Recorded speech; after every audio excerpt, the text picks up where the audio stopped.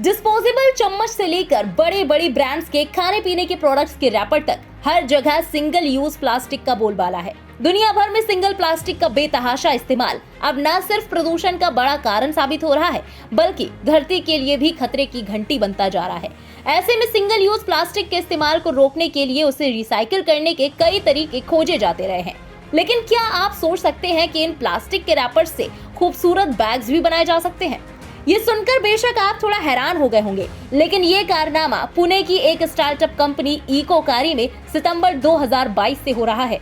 इकोकारी chips के packet से लेकर ऑडियो और वीडियो के कैसेट तक सभी तरह के प्लास्टिक को इकट्ठा करता है और ट्रेडिशनल टेक्निक्स का इस्तेमाल करते हुए रिसाइकलिंग करके इससे खूबसूरत हैंड बैग्स और प्लांटर्स तैयार करता है।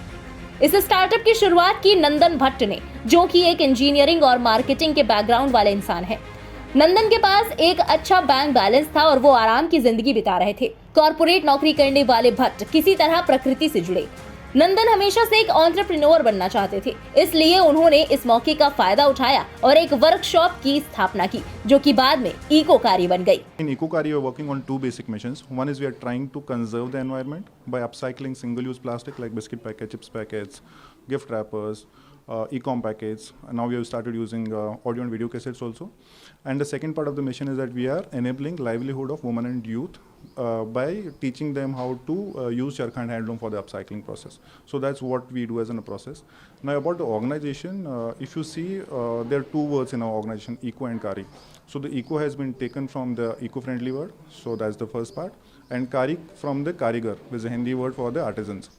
So these are the two basic missions which I actually told. इसके लिए उन्होंने हार्डवेयर और कच्चे माल की व्यवस्था की, एक समान विचारधारा वाली टीम को इकट्ठा किया, उन्हें ट्रेंड किया, प्रक्रियाओं को स्थापित किया, गुणवत्ता की जांच की, ग्राहकों को पिच किया। धीरे धीरे चीजें सेट होने लगी और इकोकारी ने आकार लेना शुरू कर दिया। नंदन बताते हैं कि उनके पास कई जगहों से वेस्ट मटेरियल रिसाइकलिंग के लिए आता है। कुछ ब्रांड्स भी इसमें सहयोग दे रहे हैं, तो वहीं कुछ एनजीओज ने भी इस नेक काज में हाथ आगे बढ़ाया है। The process starts from the collection of the waste. Now we don't do the collection on our own, so we have tied up with a couple of organizations who work with waste pickers. So they collect, they segregate, and then they give it to us. The other part of the major source of the waste comes from the donations. So there are a lot of individuals who know about us.